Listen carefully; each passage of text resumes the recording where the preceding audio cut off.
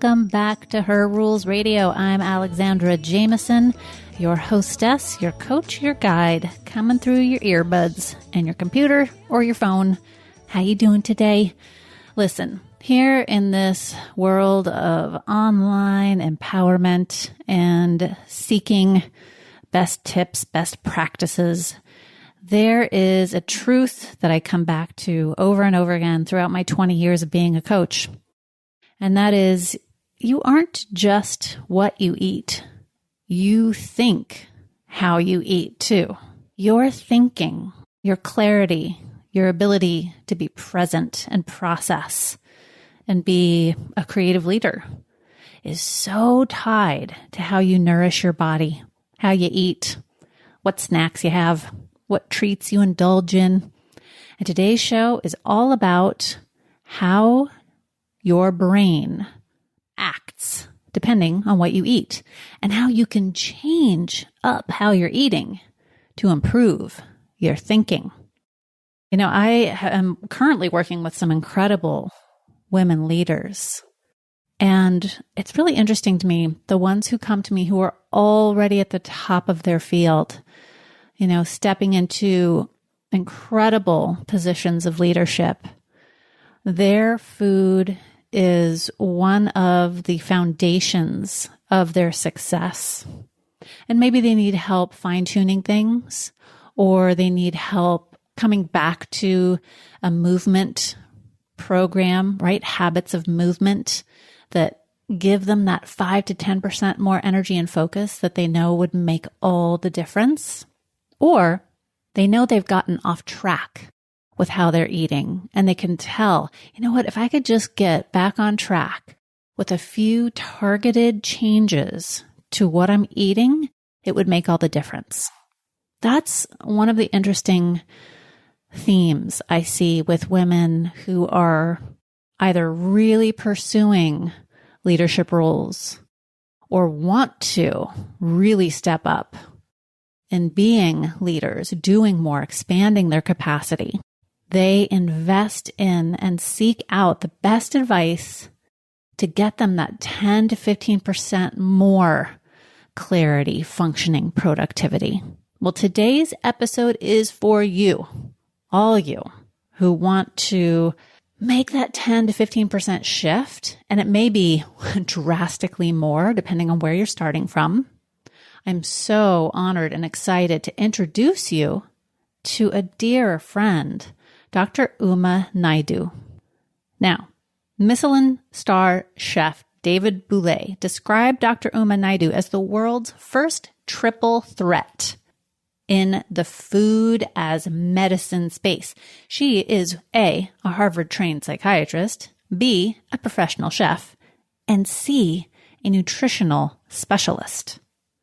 So her niche work is in nutritional psychiatry, and she is regarded nationally, internationally, as a medical pioneer in this new field of nutritional psychiatry. She has been featured in the Wall Street Journal, Harvard Health Press, Goop, all over the place. Dr. Uma has a special interest in the impact of food on mood and other mental health conditions. Now, she's a clinical scientist.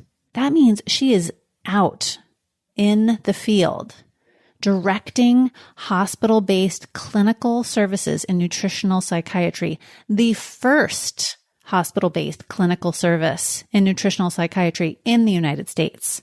She's the director of nutritional and lifestyle psychiatry at Massachusetts General Hospital. And she also serves in her spare time on the faculty at Harvard Medical School. I mean, this woman knows her stuff, and she's got a new book coming out. It's out now. It just came out this month, August 2020. Her new book is This Is Your Brain on Food. We're going to talk about this today. In her book, she's going to show us the cutting edge science explaining the ways in which food contributes to our mental health and how we can make these targeted, small, focused changes in how we eat to help treat and prevent a wide range of psychological and cognitive health issues. We're going to talk about anxiety, depression, attention, ADHD, OCD, and more. This is the kind of stuff that can really change your life, change your presence, change your focus, right? When we just change a little bit how we're eating so that our brain, our nervous system is calm, our brain works better, our thinking is better, our patience, our ability to think and see and speak clearly, right? What would it mean to you to have that 15 to 20% more focus, better presence, clearer thinking, right? You'd be more productive with less effort. You'd have less miscommunications in your home life and in your work. You could be more creative in your thinking. You could be actually more courageous in how you show up and more brave in how you show up for others. I'm very honored to have Dr. Uma here talking about her new book, This is Your Brain on Food. Here we go.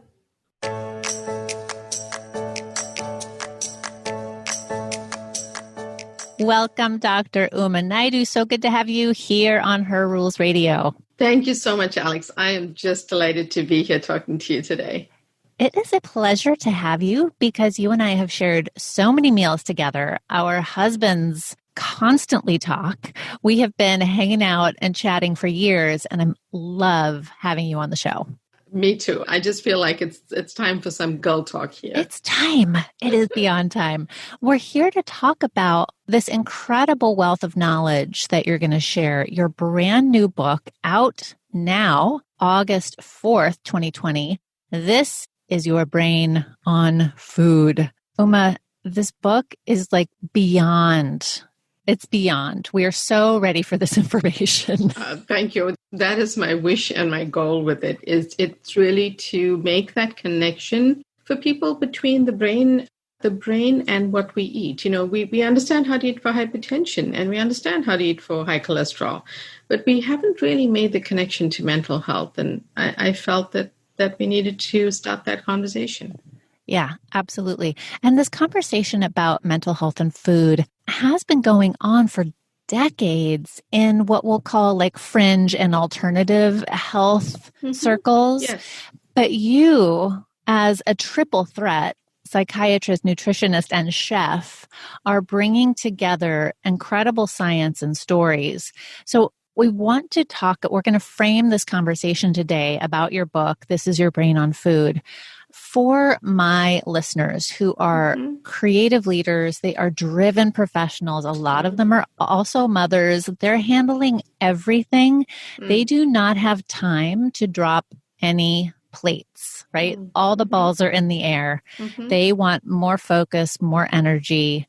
So let's talk about, first of all, what the scene is that you're entering into. One of the stats you share in the book is that 1 in 5 Americans, and most of my listeners are here in the States, 1 in 5 Americans have a diagnosable mental health condition in any given year. That's remarkable. That is remarkable. And I will say, Alex, that I think what's relevant for us to understand about that is it's likely much higher right now, because these statistics were pre-COVID. And during COVID, a few different surveys were done that are preliminary but showed some really good data. The American Psychiatric Association showed that there was a much higher risk of domestic abuse, much higher risk of substance use across all substances and drugs, and a huge impact on anxiety and depression. And this was done early on in COVID during March. And then 2 other important facts for us to know in this context are that Express Scripts did a survey as well and found that medications for anxiety and depression were up by 20%, and this was in early April. And then lastly, the other significant fact is that the medication sertraline, otherwise called Zoloft, is on shortage in the country. And meaning that, you know, our prescriptions have just increased to the extent that I am concerned about what the coming statistics will show about where our mental health in this country lays. Yeah. Okay. So anxiety and depression are two of the topics that I wanted us to really cover today. But I know that this work that you do, which is linking what we eat with how our mental health shows up and how clearly we're able to think. First of all, like, where did you get into this work? What was your entry point here? It was quite organic in how it developed. Much of it was following my passions and breaking some rules, meaning that doctors, when I was in residency, doctors are not well educated in nutrition.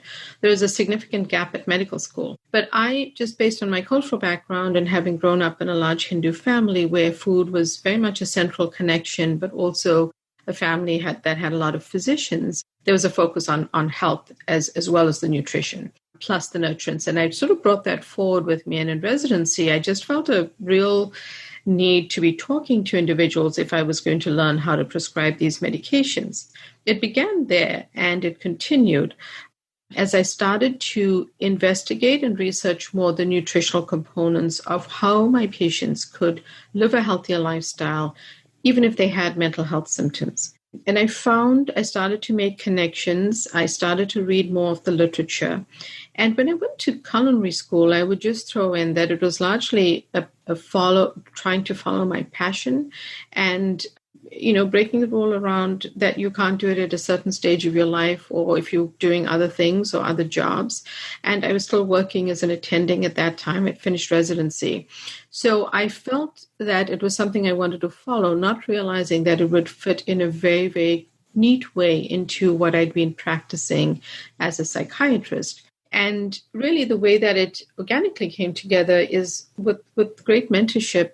I spoke with leaders at my hospital and advisors that mentored me and said, well, these are the things I'm doing. What do you think? And it really came together very nicely in terms of a nutritional psychiatry consultation model with individuals using those skill sets and hopefully really wanting to impart not only the connection, but using the gut-brain axis to describe why the connection makes sense and why it matters. Okay, I love that you just said gut-brain axis. So this is a topic that has had a huge part in my own life, my own healing, many of my clients, and we've talked about on this show in the past. Mm-hmm. So I want you to start with the basics. What is the gut-brain connection? How is our gut health related to our mental health? Of course. I think that's a great jumping off point. And it is because the actual connection between the food we consume and the impact on our brain is through the gut-brain axis. It's not intuitive because the gut and the brain are not closely linked in the body anatomically in terms of position, but they are anatomically linked through the vagus nerve, which directly connects the gut to the brain. That's the first thing I share. And through that vagus nerve, I think of it as a bidirectional superhighway. So it's working all the time, and substances and chemicals and neurochemicals are traveling up and down between the gut and the brain, having an impact.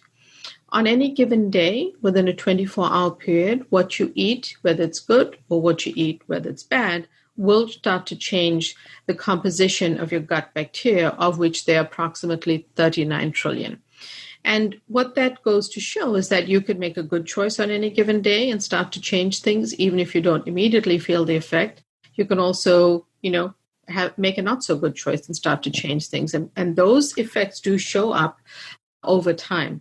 So I think that it's important to understand an immediate and a long-term way that what we eat impacts what we feel. The second thing is that more than 90% of the serotonin receptors, related to serotonin, the happiness hormone, are located in the gut. So they are right there where our food gets digested. And lastly, I think an important other part to understand is that our gut system, our microbiome, and then the gut itself houses a very large part of our immune system. So when you eat, any impact also impacts your level of immunity. It also impacts your immunity as related to your mental health symptoms as well.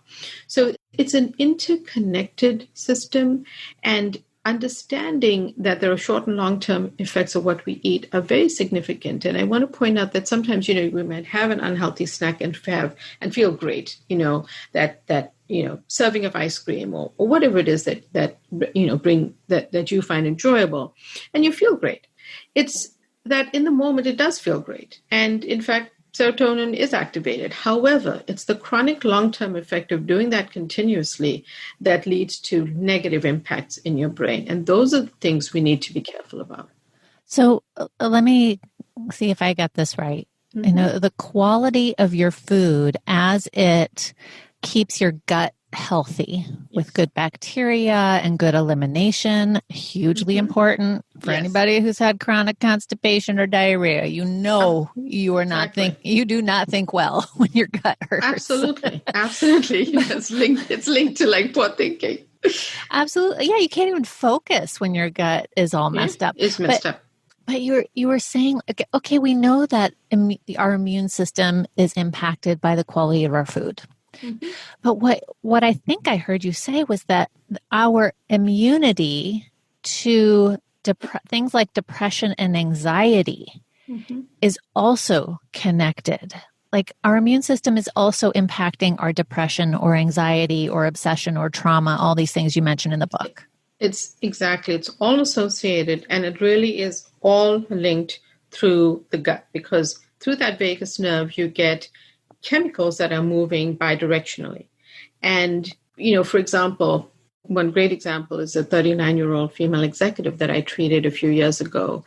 And over an 18-month period, she developed and presented to me with panic and anxiety that was very new in her life. She'd been a person who hadn't struggled with those things. And unpacking it, we found that over 18 months, because of this great promotion at work, several things had changed. Stress level through the roof, traveling, eating in airports and eating fast foods and having snacks out of the bar refrigerators because of landing in cities where she worked or traveled late at night. Those things had changed significantly from mostly eating, some home-cooked meals and eating out maybe once or twice a week. And her presentation was through her gastroenterologist to see me for medication for anxiety and panic. But it turned out that her gut was disrupted, because when we truly went through the proper history, she was having all of the symptoms you just described, the constipation. She was having diarrhea. She was having bloating. She was uncomfortable. And all of that had happened due to gut inflammation, which led to neuroinflammation. So gut was inflamed, and secondarily, inflammation, or basically a chemical interaction with the brain that essentially presented with symptoms. So one of the quotes that I loved from your book was, maladies of the body frequently manifest as turbulence in the mind.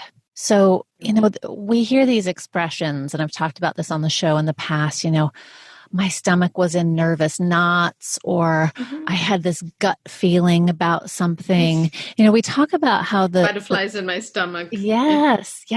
How the gut is sometimes called the second brain, or the intuitive center, or the intuitive brain of the body. You, of all people, have got to have some kind of opinion about this. What's the validity of these feelings we have? Absolutely. So it's interesting. We have these sayings, you are what you eat, you have these cliched remarks that we make, or these expressions.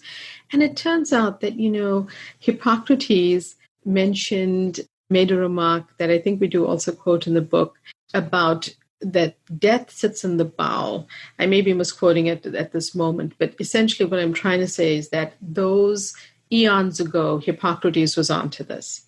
And it is not a new connection. It is more that the research is burgeoning, and secondarily, there's now this greater understanding in mental health that there is this connection.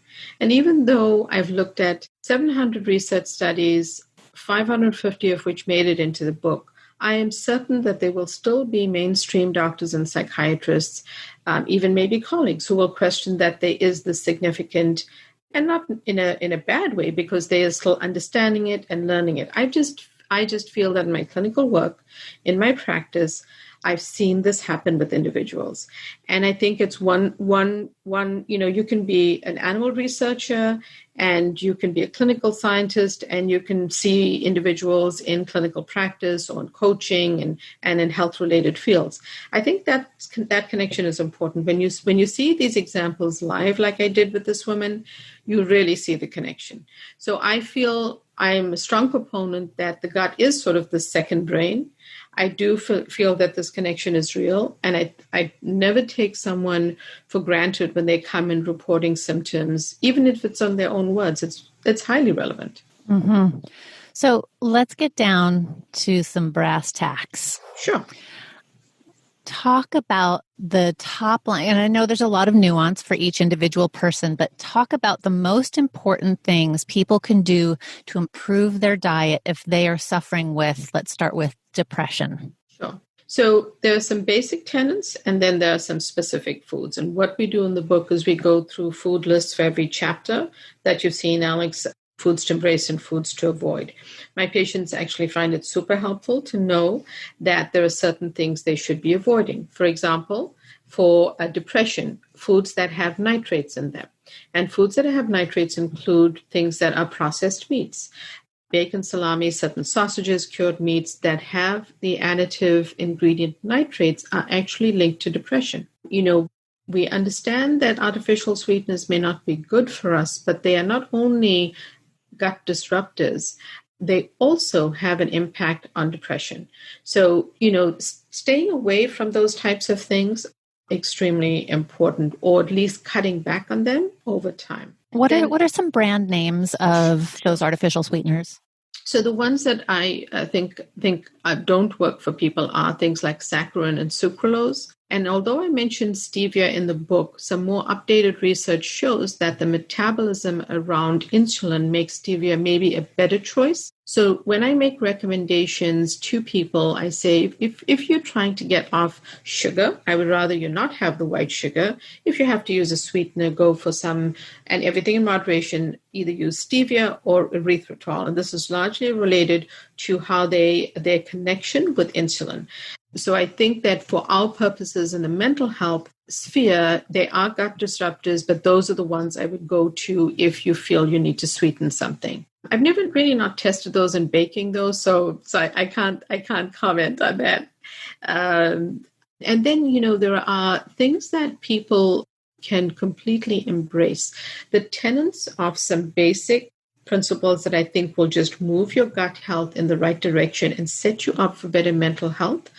The inclusion of prebiotic foods and probiotics. The prebiotic foods are things like beans, oats, berries, garlic, onions, dandelion greens, asparagus, Jerusalem artichokes, leeks. I want to point out here, if it's one thing you remember with prebiotic foods, it's the allium family. So onions, garlic, leeks, scallions, put those in your food, put it in your soup, put it in your salad. The prebiotics basically feed the good bacteria in the gut. So they are creating what those bacteria need to form the short-chain fatty acids, which are very positive. Probiotic foods and fermented foods, super helpful. Basic tenet. The unflavored yogurt, and whether you have dairy yogurt or other forms, the tempehs, the miso, natto, kefir, again, the sugar, the unsweetened version. Then, I feel like things that can be added are the omega-3 fatty acids, such as fatty fish, which people know about, but also including healthy fats, which have a link with improving mood. So including a small portion of avocado, like a quarter piece of an avocado every day in your salad. Using the healthy oils. Olive oil is one of them. And then the nut butters are actually significantly good and healthy fats that feed the brain. The spices that show up very frequently are actually oregano, saffron, and turmeric. Now, turmeric, hits the high points on a lot of different conditions, but turmeric, which I know your listeners will know to add a pinch of black pepper to make it bioactive, is great for a smoothie. It's great for a soup. But saffron is not something that, we usually come across, but there's a tremendous amount of evidence related to depression. So I say if you can cook with it, is an expensive spice, but if you can add it to a risotto or something that you're cooking, good idea. If you feel that you want to go in the direction of a supplement, speak to your doctor about it. It may be a good idea. There's certainly good evidence, but I would just say that your doctor would know how to balance that for you. And then oregano turns out to be pretty effective in terms of depression. So I'm suggesting these above those basic building pillars of healing your gut. Great. Okay. So I think that's really helpful for people who are either currently trying to manage depression or they kind of dip in and out of it and they're trying to stave it off. What about anxiety? Are there major differences between foods for depression and anxiety, or are they the same?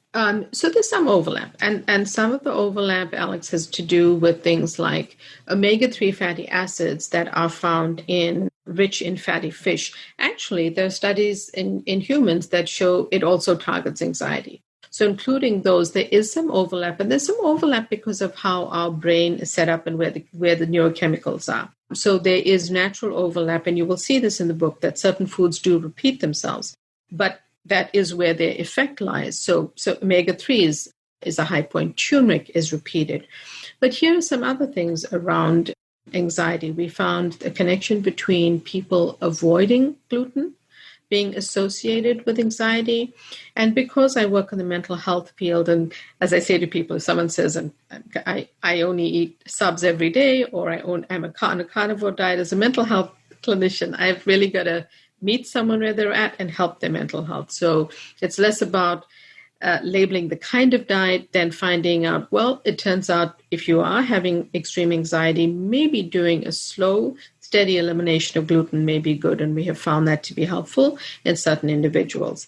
Staying away from the processed unhealthy oils actually tends to help anxiety. And people know this they know that for their physical health. They know that for their cholesterol, but they don't realize it's also related to brain health.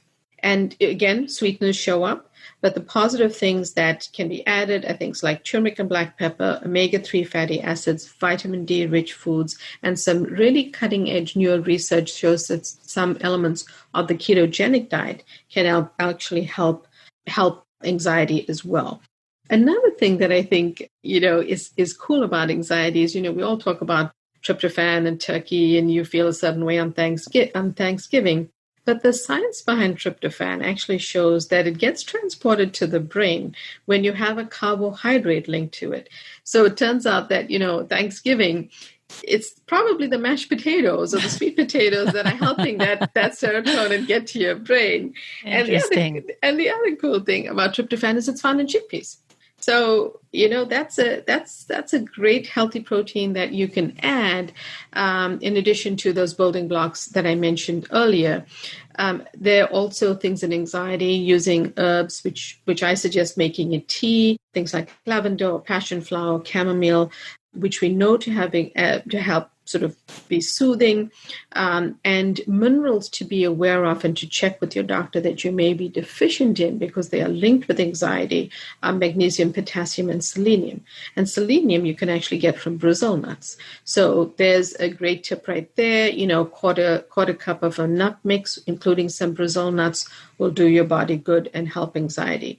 So I think that, those are some, there are many, many more foods that we list. I mean, we went through 200 foods or more in the book. But those are some high points that you can quickly put in a salad, in a snack today, and include right now. I want to distill it down to being easy for people. We just don't have time for the souffle every day. I'm a chef, but that's not what I'm making every day. You got to start with, how do you make a good salad? Yeah. And my listeners are very busy. They're very driven. So these high level quick tips, focus on having a few Brazil nuts. By the way, I love Brazil nuts. I keep them in the freezer. Cold Brazil nuts, raw, Great.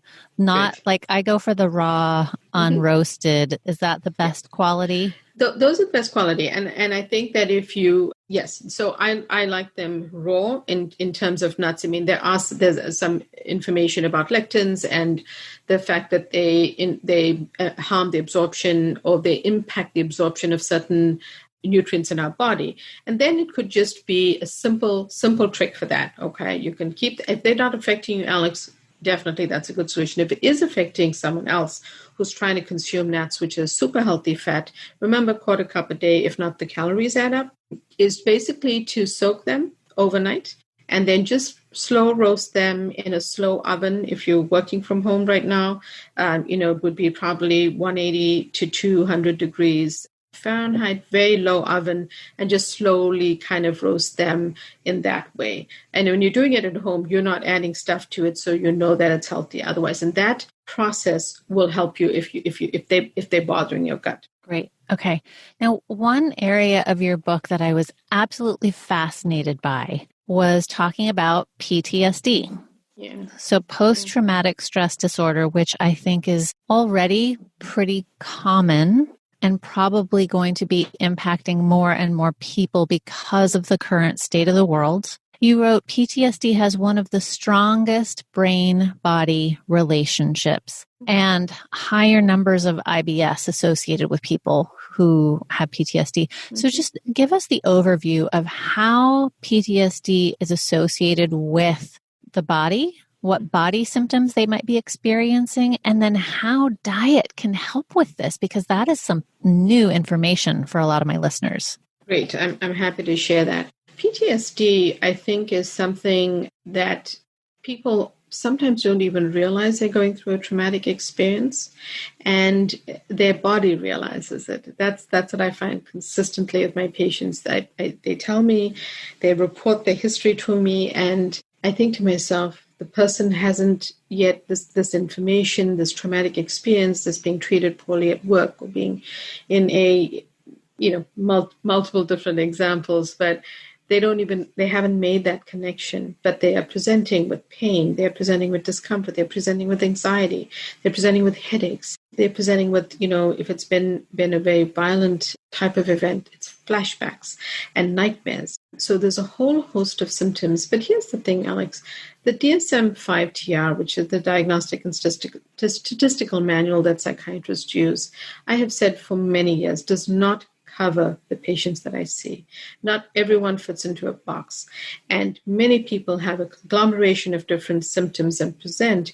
And for me, it's really unpacking what is the thing that will help you heal. Is it the trauma? Is it the severe depression where you can't get out of bed and work? Is it anxiety that is so debilitating that you can't get back to emails to your boss because you're so anxious about what he or she will say? It's finding where that is. And I see myself as sort of the doctor who wants to translate the nutrition information for mental health to individuals, to simplify it, have lists of foods that you can pull from, and make it less complicated, because the way that information is shared is very confusing. Every single one of my patients comes in and is like, well, I heard I should eat red meat today, and that bacon is back, or, I can cook with butter, or whatever it is. There's a place for everything. I'm not saying don't put butter in your Thanksgiving mashed potatoes, but I am saying that for your mental health, there are certain guidelines we need to follow. So with PTSD, I always listen when someone reports symptoms, because it may not just be what's in the textbook. Things that actually have a positive association are blueberries, the antioxidant and anti-inflammatory effect, really helpful for you.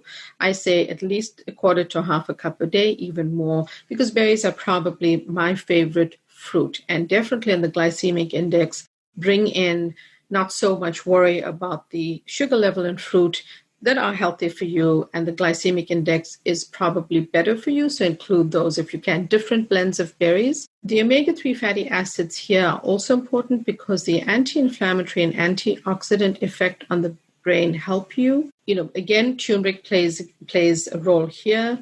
The supplement that we found had a connection was ginkgo biloba, but again, you want to go through a doctor for that, just because he or she will know everything else that you might be taking. But here's one of the things. In addition to the things we know that are not good for us, like the standard American diet, the added sugars are actually negative for your brain in this instance.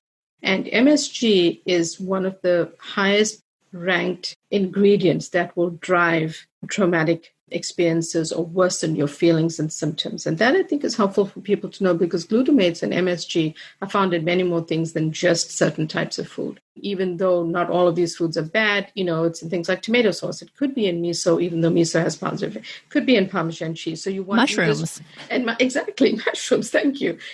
Some very basic things that we actually otherwise eat for healthy reasons. But if you are having active symptoms of this type of disorder, the traumatic stress or PTSD, acute stress experiences, you might for a while just want to cut back on those. And one of the things we say in the book is we know that these are also listed as other good foods, but your symptoms have to be related for you to then cut back on it. This is so important. I speak to women who are incredible forces of nature in the world, and they have huge dreams and goals, and they're managing a lot. And not only are they managing the daily life stuff and daily work stuff, but they're also bravely trying to heal their own inner world. And whether it's what we've talked about, depression, anxiety, PTSD, your book also goes into insomnia and fatigue, libido. There's all these other topics and all these other mental health concerns that people have that you have laid out so beautifully how to eat to help your brain and your thinking just feel more graceful, feel more easy. And the great side effect is, by the way, that your body feels better. Well, that's the whole thing. When I thank you for saying that, because, I also have patients who come in, it's not a perfect science. People come in and roll their eyes at me. It's like, why are you telling me to eat my vegetables and fiber? And so what I always try to do, Alex, is I have this little trick in my head that I do, which is actually just providing, not being a nutrition nerd about it, but just saying to the person, look, the reason I'm telling you to eat salads is because the fiber from vegetables and fruit and beans, nuts, seeds, and legumes is what your bugs in your gut thrive on. I'm not just telling you that because I feel you should, have more chickpeas. I'm saying this for a reason. The folates in the leafy greens are going to do your brain good. Studies of folate are decades long, showing that connection between mood. So we are not just saying it so that these are, silly things you should do. Every doctor says that there are good reasons for your mental health that you should be doing it. And I try to unpack it that way. And sometimes in those instances, I have a bit more success. I know what's really happening. You're the front face of big chickpea industry. Like you're getting paid by the quadruple $1 billion chickpea industry. That must be it. No, I think this is going to put a big sparkly pink circle around why my listeners want to come back to healthy eating. And believe me, I so resonated with what you said at the beginning. And I've talked to a couple of new clients in the last few days who were like supreme clean eaters about 7 months ago. Right. Come March or April, after they were stuck in their house working and schooling their own children from home, ice cream every night, all of a sudden, wine every other day, all of a sudden. And they're now fed up with feeling like crap and they want to get back to feeling good, but they need those give me the top line, give me the bullet points. And your book is going to help people so quickly. So I'm just shouting out to every single listener, you need to get this book. This is your brain on food. So Uma, where should people go to order the book and find out more? Because I know you have a ton of resources. Thank you so much, Alex. So the best way to find the book is book.umanaidoomd.com. It's also available on Amazon and all the major retailers. And on my site, though, we are doing a few interesting things that may interest your listeners to follow along or get additional information. So I would welcome the questions. I welcome the feedback about the book. I hope it's helpful. That is truly my desire, is that most especially, I feel that women do multitask in a way that I think these quick, easy tips would be helpful for them. And I did want to add to that, Alex, I appreciate what you said. And I want people to also understand that stress impacts our brain. And when we are stressed, our brain becomes hypersensitive to the rewards of tasty, high fat and high sugar foods. And research has shown that. So let's try to course correct from COVID. Let's try to find our way back and understand with grace and better self-care and a little bit of kind of forgiveness around the cookies and ice cream and pizza that we ate, that there's also some science behind it. It's the concept of mortality salience. There are many different things that where your brain is affected. And I think just my feeling is have a treat day in the week, have that bowl of ice cream, and the rest of the days of the week, do your best to try to get back on track. It's a journey for every single person. Yes, Dr. Uma Naidoo, thank you so much. Your book is going to help so many people. I learned so much. It really helped. And, I did this stuff professionally for a while, and I was re-inspired. I got up this morning. Thank you. I had my Brazil nuts. I had my blueberries and blackberries this morning. And you make it so easy and you make it so clear that with a few simple changes, we can be feeling and thinking better. Thank you so much for being here on the show today. Thank you, Alex. It's just always a pleasure. I appreciate it.